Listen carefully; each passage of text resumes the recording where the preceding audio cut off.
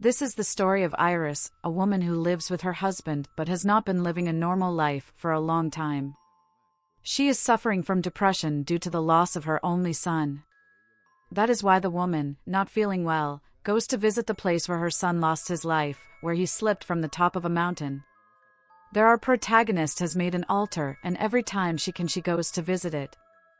Seeing the great height from where Iris is, she decides to approach the edge to see the great precipice and gets ready to jump.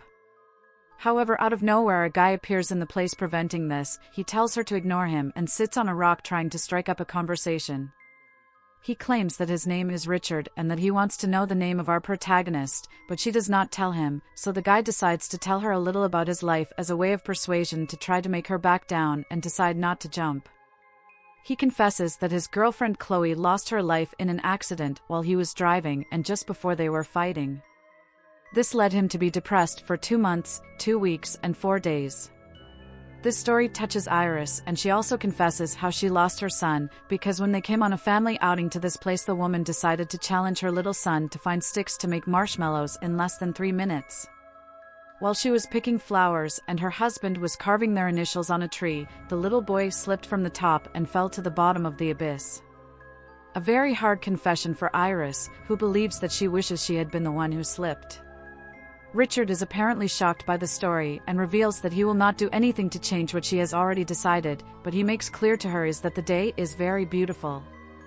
The guy leaves the place, causing Iris to change her mind and not jump, and now the woman decides to follow Richard to return to their vehicles. When they arrive, they say goodbye and Iris realizes that the vehicles are very close together, making it difficult for her to get into her car.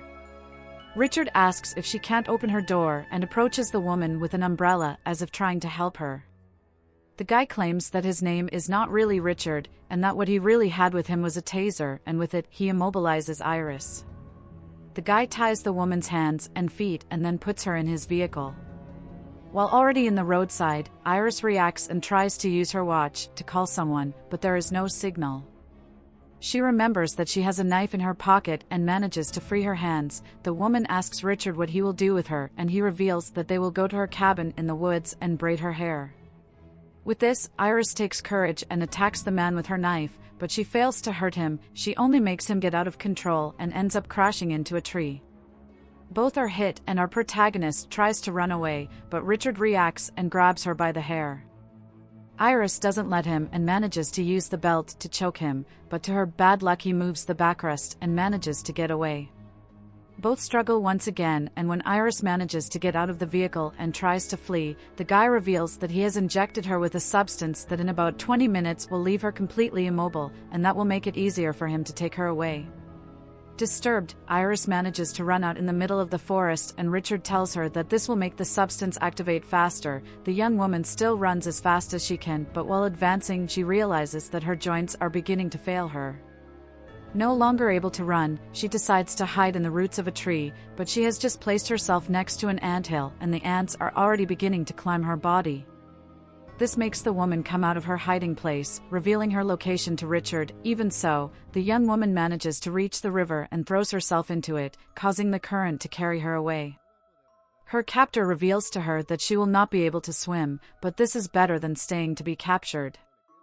Iris manages to get out of the water as best as she can and has only a minute left to remain completely still. She does her best trying to get to a certain point, but unfortunately her time is up and she can no longer do anything but stay there. Her sight is the only thing she can use, while all the other parts of her body are totally frozen. Fortunately, a farmer named William who lived nearby manages to find her and realizes that the woman understands him but can only communicate with him by making signals with her eyes. He decides to take her to his cabin and ask for help, but when they were already inside someone knocks on the door. Iris blinks quickly to give a signal and the man realizes this, so he decides to hide our protagonist before knowing who it is. Upon opening the door, it was obviously going to be Richard, who desperately claims that he is looking for his wife and that they had an accident. The farmer asks him to wait there while he calls for help, but Richard still gets an indicating that he is disoriented. He tries to look around to see if Iris is there, but he can't see her anywhere. William wants to call 911, and before that Richard starts crying and tells him a lot of lies. On his side, Iris is listening to everything behind the couch where Richard is sitting. The farmer is moved by the story and wants to tell him the truth, but when he sees that the boy lied to him, he desists from doing so. The kidnapper reveals his true intentions and demands the old man to tell him where Iris is. Seeing that William won't tell him, they get into a fight. Iris can see everything that is going on but can't do anything to help. The furious captor finishes off the old man with a knife, and because of not finding Iris, he decides to set the whole house on fire. Iris, who does not want to die, with the little she can move one of her hands, manages to do a signal on the curtain so that her kidnapper can find her. The guy takes her out of the place and blames her for everything she did with the old man. While traveling and seeing some firemen passing by, the captor stops at a gas station. While shopping, Iris tries to ask for help as her hands begin to gain some mobility. She unbuckles her seatbelt and sees a child approaching her window and remembers moments with her son. Richard realizes that there are more people near Iris, so he immediately goes back to the van. It buckles her back in and continues on its way.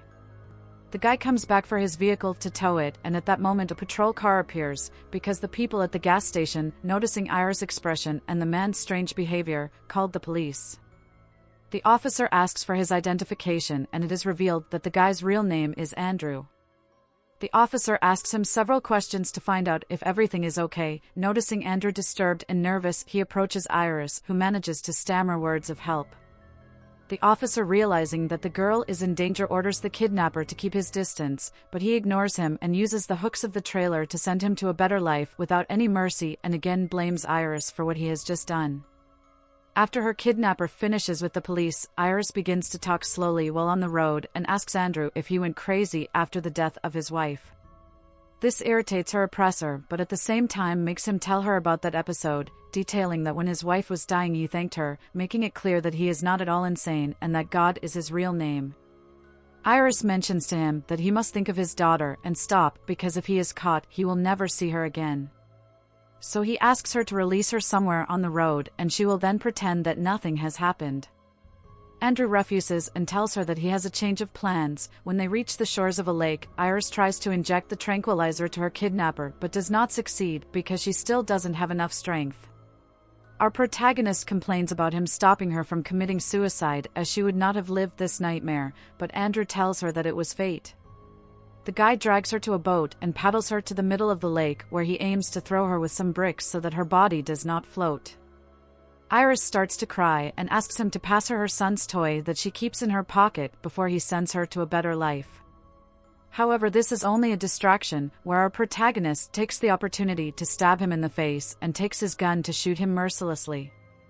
Iris now seems to be safe, but to her bad luck, the holes caused by the shots make the small boat begin to fill with water and sink.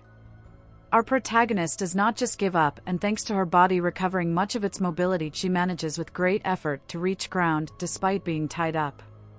While resting on the dock, she can see that her kidnapper is also coming out of the water, as he apparently has more lives than a cat. Iris approaches him to watch him carefully while he is dying and thanks him in a sarcastic way in relation to his conversation with his wife. Although Iris had come to the forest with the intention of jumping to no longer feel the pain of losing her son, she struggled at all times to survive.